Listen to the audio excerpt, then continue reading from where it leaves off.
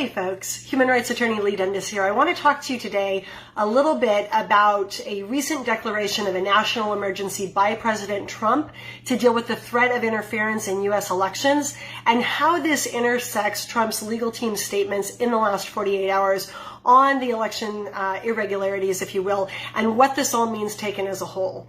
So recently, Donald Trump issued an executive order that I was actually not familiar with, entitled Imposing Certain Sanctions in the Event of Foreign Interference in a United States Election. In that order, he noted that people had the ability to interfere in or undermine public confidence in United States elections. These are direct quotes.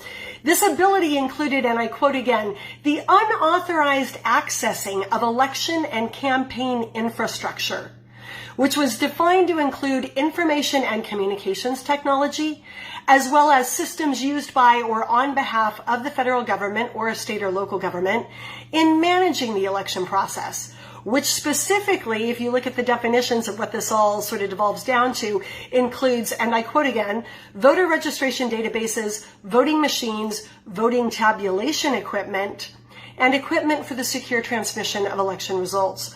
Trump further noted, a point I'll come back to later in this little piece, that people had the ability to interfere with elections through, quote, distribution of propaganda and disinformation, end quote. The president went on in later paragraphs of the executive order to state that the, quote, proliferation of digital devices and internet-based communications has created significant vulnerabilities and magnified the scope and intensity of the threat of foreign interference. And then he opined that such constituted, quote, an unusual and extraordinary threat to the national security of the United States, after which he unequivocally concluded, I hereby declare a national emergency to deal with this threat. I repeat, Donald Trump, by way of executive order, said, I hereby declare a national emergency to deal with this threat. How is this threat to be dealt with? Well, within 45 days after the, quote, conclusion of a United States election, an assessment will be conducted to determine whether a person or entity acted on behalf of a foreign government for the purpose of interfering in that election. That assessment shall be delivered by, and I quote, the Director of National Intelligence to the President, as well as, quote, the Secretary of State, the Secretary of Treasury, the Secretary of Defense, the Attorney General, and the Secretary of Homeland Security. Thereafter, a report will be sent identifying the extent to which any foreign interference that targeted the election infrastructure materially affected the security or integrity of that infrastructure, or, and I quote again, the tabulation of votes, or the timely transmission of election results, and further identifying the extent to which such activities materially affected the, quote, security or integrity of the infrastructure through alteration or through straight up, quote, falsification of data. Who runs afoul of this executive order with foreign election interference in our U.S. elections? Any person who engaged in any foreign interference in a U.S. election or who was found to have materially assisted, sponsored, or provided financial, material, or technological support for that interference. What happens to these entities who did these bad deeds? All property that is in the United States or later comes within the United States or that later comes within the possession or control of any United States person is blocked. I repeat, the evildoer's property, if it is within the control of any sort of purview of the U.S., is blocked. And what that means is such property may not be, quote, transferred, paid, exported, withdrawn, or otherwise dealt in.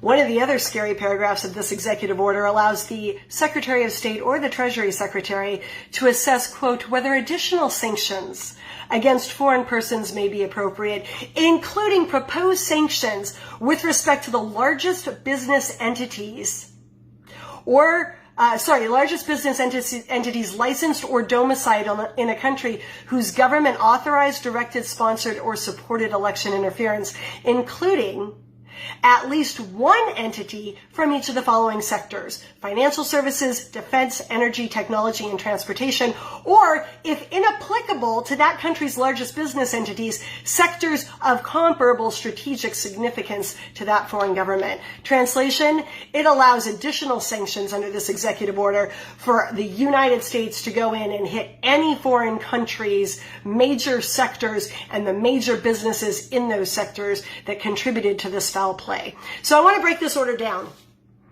and I want to break down the timing.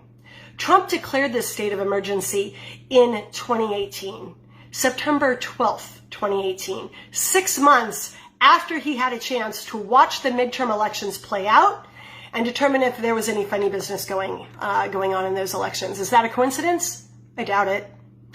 Moreover, this executive order is not child's play. Any lawyer who reads this order can tell you that. It directs the Director of National Intelligence to conduct a threat assessment that gets delivered to AG Barr and to Trump and to the Secretary of State and to the Secretary of Defense, who up until last week was Esper and who was let go by Trump.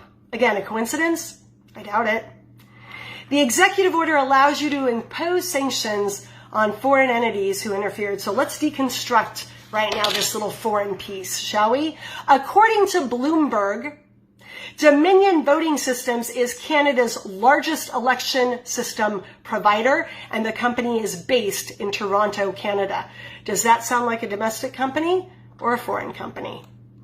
Cytel, according to Forbes, was founded in 2001 in Spain, and according to Wikipedia, Cytel grew out of a cryptography research project at the Autonomous University of Barcelona. In Cytel's press release, again, not exactly a domestic-sounding entity, more like a foreign entity, right? In Cytel's own press release, it notes that it continues receiving electoral and industry expert recognition from a variety of organizations, including a company known as Ovum. Ovum's research analyst is Nishant Shah, who lists an affiliation with Global Business Coalition. And guess what, folks? Global Business Coalition had as its founding supporter, you guessed it, George Soros. Cytel's research analyst Shah is also connected to the Acumen Foundation, on which board George Soros' daughter sits. There's an interview with Texas Congressman Louis Gohmert that if you guys haven't seen, I really suggest you watch. There's also a recent interview with Sidney Powell a day and a half ago that you should watch. If you haven't caught it, I'm going to give you select quotes that I think are particularly interesting, given that we now know we've been in a national emergency that was declared 2 years ago over foreign election interference by President Trump. Powell said, "So if you want to talk about foreign election interference, we certainly have it now. We have staggering statistical evidence." I repeat, she said, "We have staggering statistical evidence. And for fraud this serious, I think even if the states are stupid enough to certify the votes where we know the machines were operating and producing altered election results, if they are stupid enough to do that, then they will be set aside by the fraud also." And she concluded that interview by reminding people that these are federal felonies. Altering a vote or changing a ballot is a federal felony, end quote. There's also an interview by Trump attorney Lynn Wood, who is doing a substantial amount of litigation right now in Georgia to ensure the election integrity there. And he said, do I think this will be resolved by the courts? Yes. This is a quote. "Yes, but I don't believe it necessarily has to be resolved by the courts before the people in this country fully recognize by the irrefutable evidence that the Joe Biden votes were fraudulent. It will be confirmed by the courts in terms of the illegality of the fraud." He went on to talk about the fact that the Georgia state election may be so alloyed at this point that it is unrecoverable, and in that case it would probably be set aside by the Georgia courts, and then the Georgia legislature would be weighing in. The last thing that I want to touch on before wrapping this little piece up is something President Trump noted in the first sentence of the executive order.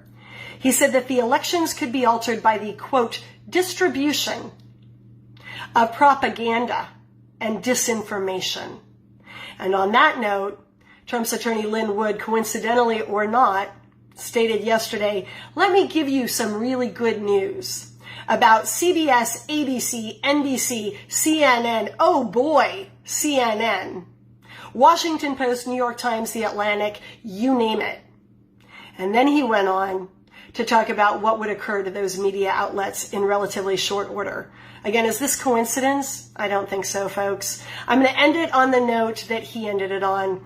This is a, quote, new day in America.